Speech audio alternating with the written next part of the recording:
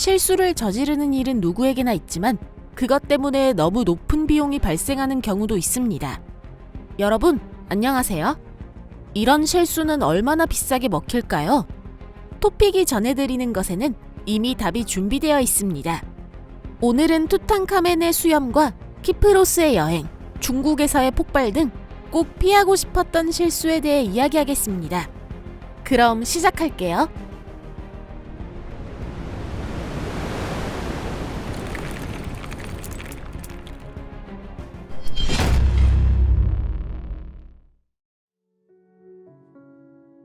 덴버 국제공항 수화물 처리 시스템. 1990년대, 인류는 테크놀로지의 혜택을 충분히 맛보기 시작했습니다. 가까운 미래에는 자동화 기술이 어려운 작업을 모두 맡는 신기술의 시대가 도래할 것으로 생각되었습니다. 그러나 덴버 국제공항에서는 미래를 기다리지 않고 바로 최첨단 수화물 처리 시스템을 도입하기로 결정했습니다.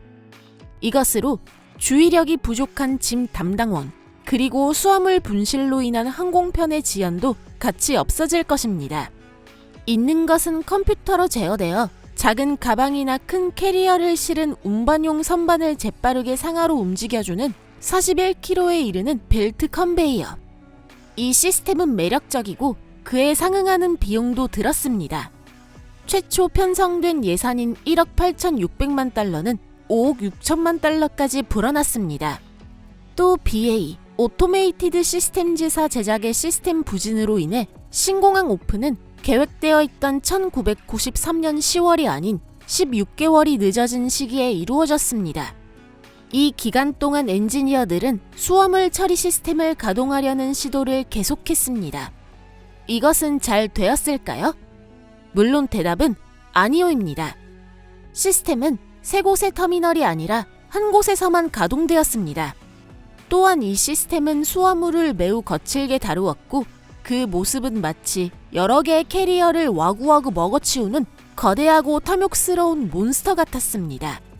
결국 시스템은 폐쇄되었고 수화물은 특별한 훈련을 받은 사람들에게 인도되게 되었습니다. 덴버 국제공항의 수화물 자동 처리 시스템이 다시 등장한 것은 2022년이 되어서입니다. 이번에는 아무런 오류도 없었습니다. 프랑스? 너무 큰 열차. 최신의 열차는 기술이 낳은 기적입니다. 빠르고 쾌적하고 아름답습니다. 물론 프랑스에서도 이런 신형 열차가 더 많은 요구로 인해 150억 유로의 2,000대가 발주됐습니다. 그러나 프랑스 국유철도는 지방 노선이 가진 승강장의 대부분의 열차가 들어가지 않다는 것을 금방 깨달았습니다. 호화로운 페라리 슈퍼카를 구입했지만 집의 차고에 들어가지 않다는 것과 같은 이야기입니다. 실은 직원이 열차 설계 시 잘못된 데이터로 제시했던 것입니다. 그들은 새로운 홈의 계측은 했으나 오래된 홈의 계측도 해야 한다는 것을 잊고 말았던 것이에요. 이 실수로 인해 1,300개의 홈을 근대화하게 되었습니다. 첫 번째 단계에서 이미 5천만 유로가 들었습니다. 결코 값싼 실수라고 할 수는 없겠네요. 선샤인 스카이웨이 브릿지.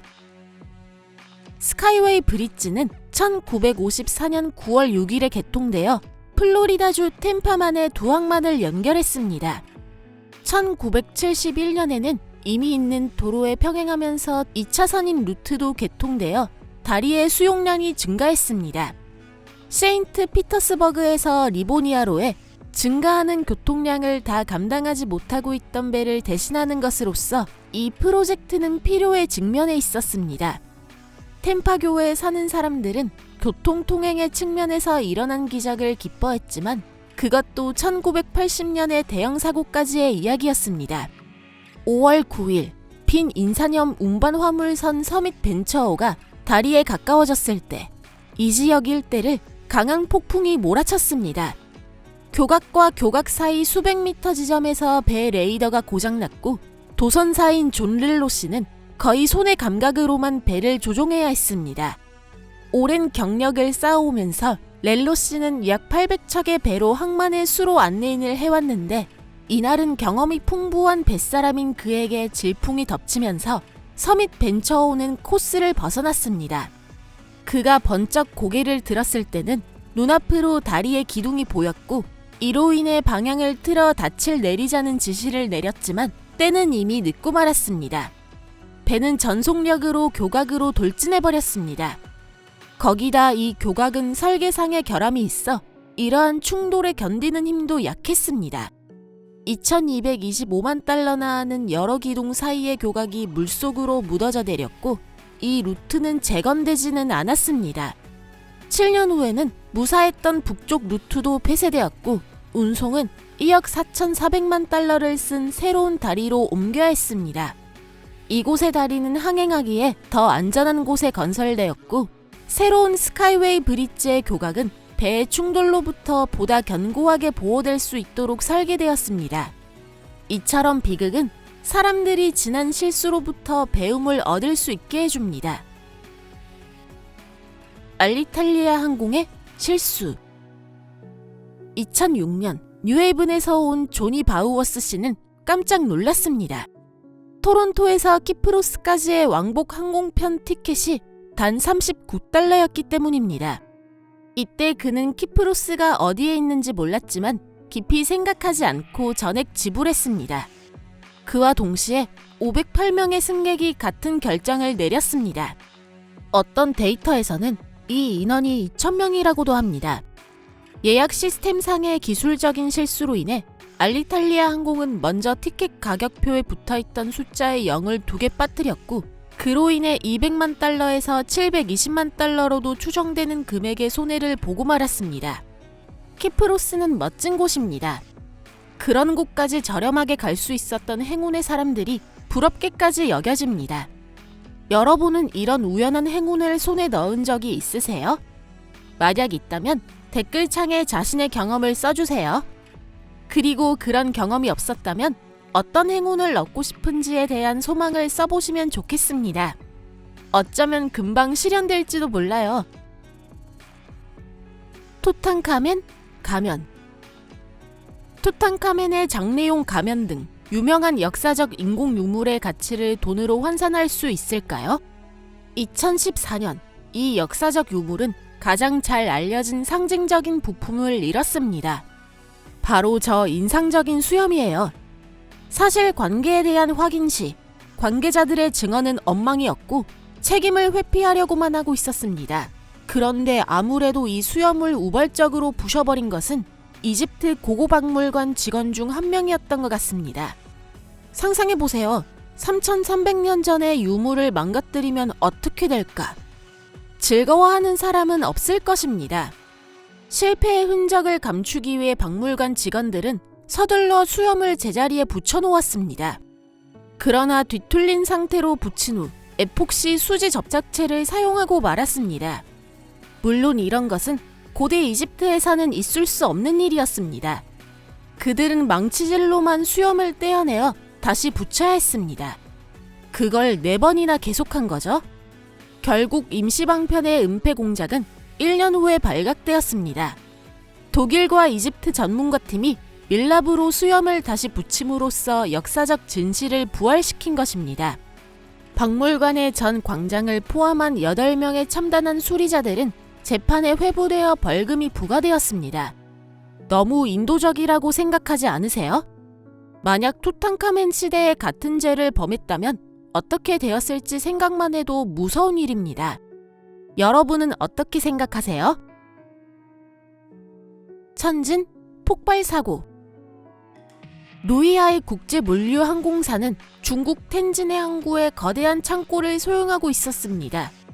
텐진에 있는 다른 회사의 창고는 자동차, 장난감, 전자기기로 가득 찬 반면에 이 회사의 사업은 위험한 화학 제품을 취급하는 일이었습니다.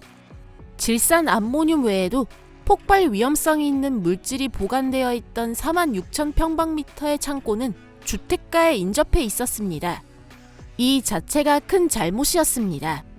두 번째 잘못은 니트로셀룰로스를 보관하는 데 있어서의 규칙을 어겼다는 것입니다. 이 화학물은 건조하면 쉽게 타거나 폭발해버릴 위험이 있는 것입니다. 2015년 8월 12일 폭염 때문에 컨테이너 중 하나에서 습윤재가 증발하여 화재가 발생했습니다. 세 번째 잘못은 화재 현장에 온 소방대에 의한 것이었습니다. 창고에 보관된 물질이 무엇인지 정확히 알지 못한 채 그들은 물로 불을 끄기 시작한 것입니다. 이 행위가 더 격렬한 화학 반응을 차례로 일으켜 현지 시간 22시 30분에는 매그니튜드 2.3의 지진에 달하는 폭발이 일어났습니다. 에너지 방출량은 TNT 화약 2.9톤분으로 산정되었습니다.